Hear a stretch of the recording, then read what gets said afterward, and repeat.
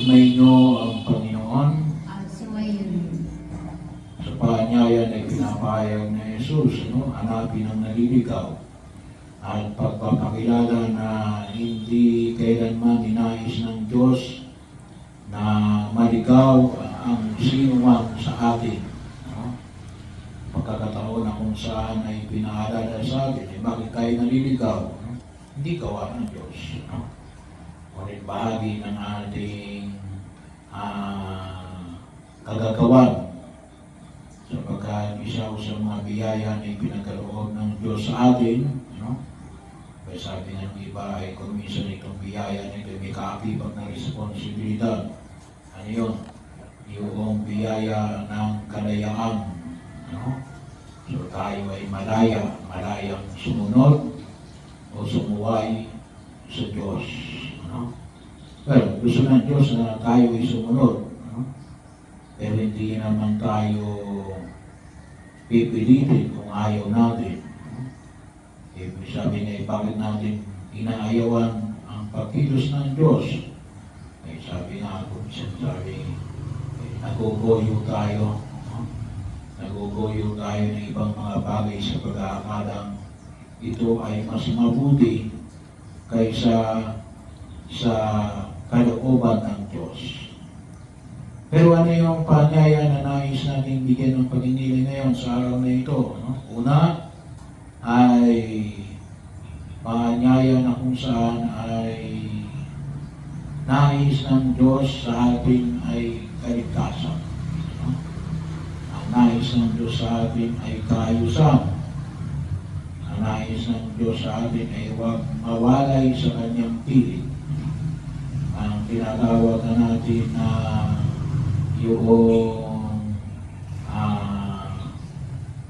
yung kadakilaan ng kagandahan loob ng Diyos. The graciousness of God's grace. Lahat ay ipinagkaloob sa bawat isa sa atin. Ang nawa ito ay higit nating pakinabangan. Pero sabi ko, paano natin ito papakinabangan kung hindi tayo nagninilay, at hindi natin nakikita na ito yung kalooban ng Diyos. Kaya kaakibag nito yan ay malaman natin kung ano yung kalooban ng Diyos. Kaya nga kung yung maalala nung linggo, isa-usaw ng elemento na binigyan natin ng diin, na mag-train natin kahit na yung mga bata na nakita tumalin yung tunay, ang tunay tipay. Kasi isa ho sa mga galing ng demonyo ay linlangin ang tao. Kaya huwag tayong magpapalinlang. Huwag tayong magpapabudol. Kinakailangan natin makita kung alin yung kalooban ng Diyos, sapagkat kung tutusin yung kalooban ng Diyos ay magdudulot sa atin ng kaginawaan at kaligtasan.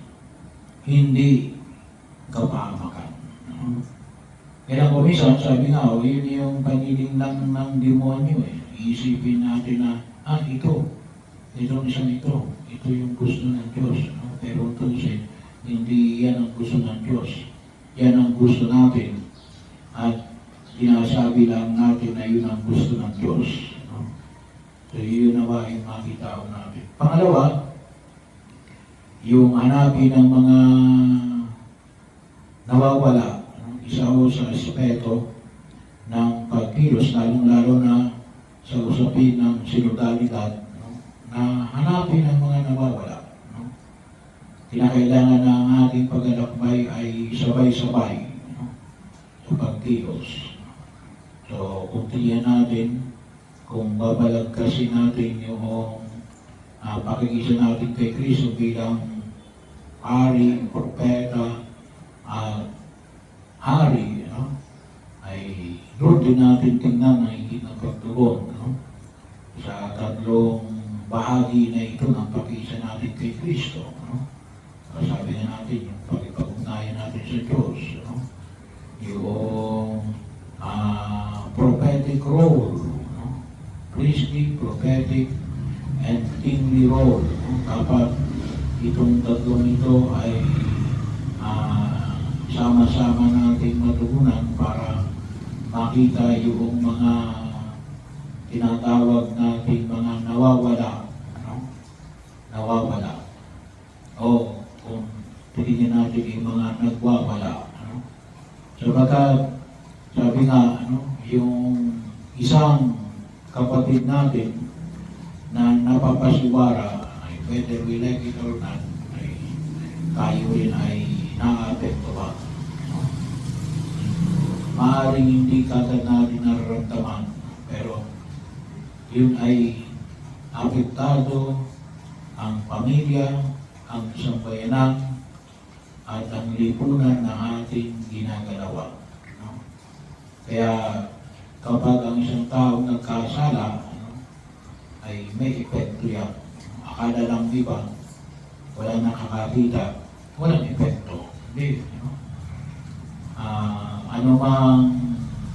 Anumang kasalanan, gaano man ito kapersonal, no?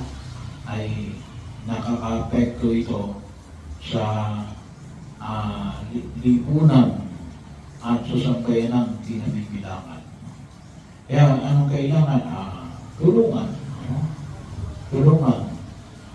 Well, isa na nga rito yung bahagi, no? Tulungan upang magkaroon tayo ng kaliwanagan. No? Tulungan upang lumalim tayo sa ating pananampalataya. No? Pagkataon na kung saan sabi nga natin ay higit natin makita yung ating pananalig na nakapundasyon sa tunay nating pakipag-ugnayan sa Diyos. No? Yun ay palaging hamon na kung saan inawa po ay tayo ay tinatawagan ng Diyos na lumago, no? Sa gawain ng pagsamba sa kanyang karangalan. No? O maging sa panglipunang kalatayuan, kaya din tayo mayroong tinatawag nating mga programa sa mga kapatid natin na higit na nangailangan. Ano? Kaya nga yung ating simpang gabi, iniulit natin na magandog para doon sa mga kapatid natin na higit na nangailangan. Ano? Kaya sabi nga, ay yung patuloy natin pagninilay, yung sa nais natin na sa pamagitan, sabi mo, kung minsan, pasensya na kayo, kung mahaba yung umiliya, ay gawa nga ng para ito ay kinakailangan natin, alam natin ano yung ipapahayag ninyo kung wala kayong alam. Hindi po pwedeng sabi mo, hindi po pwedeng sabihin na gawin mo yan kasi nga ginagawa lang.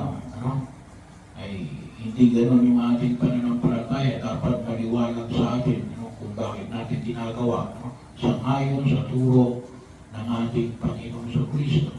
Sang-ayon sa turo ng mga apostoles. Sang-ayon sa turo ng pagbaba ng Espiritu Santo. So, napakahalaga ho na matugunan natin yung mga bagay na ito. At yung patuloy na panalangin. Sabi ko nga, pinakailangan din natin masala, at maging bahagi ng pagtugon na kung saan ay tayo ay patuloy na lumalim sa ating panalangin bilang isang sambayanan. Kaya, yung itong pagmimisa natin sa mga barangay, kahit man lamang isang beses sa isang buwan, bahagi po ito ng pagtugon na mapuntahan natin yung bawat sulok ng ating parokya na may kapilya. Kasi sabi ko nga, noong una hindi ko alam kung kaano kayo nagmimisa kayo, kung kayo, hindi ko alam kung kayo gaano kalimit din ng pagmimisa, kaya sa luma, sayang yung kapilya ninyo. No? Ginawa niyo yan para kayo ay makapagdasal. No? Pagkatapos, no? Ay hindi man ang nating mapagmimisahan. Anong kalimit ang ginagawa niyo sa kapilya niyo lamang kapag hindi tayo nagmimisa? No? Ay ginagawa niyo meeting hall. No? Ay okay rin yun kasi meeting hall. Okay lang. Hindi nyo ginawa itong kapilya para lamang maging meeting hall. No? Ginawa nyo ito para pagdasalan. No? At ano yung pinakamataas na antas ng panalangin? Ay di yung pagdiriwang ng banal na misa. No? So bahagi yun. No? At yun yun, dapat maging bahagi ng ating kalinahan. No? At makita natin yung higit na pagkilos na ipinawagaling na Diyos. Sabi mo, pwede na lamang na ako magmisa sa parokya. Sabi ko rin naman pala, iba yung misa dito, no?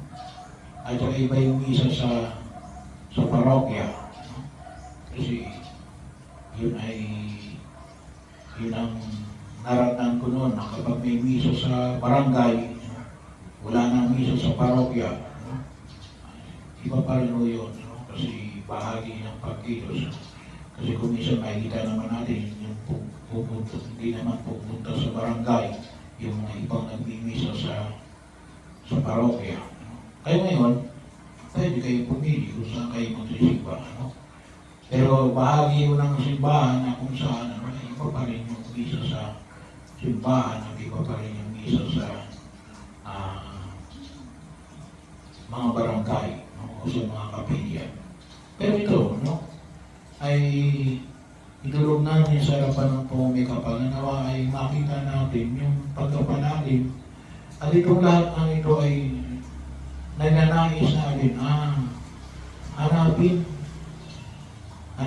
yung mga naliligaw ng landas. No? E paano rin iba, ayaw naman magpaano, di ba na tayo magagawa doon? No? Ang ipinapayag na Jesus ay at least mayroong effort, no?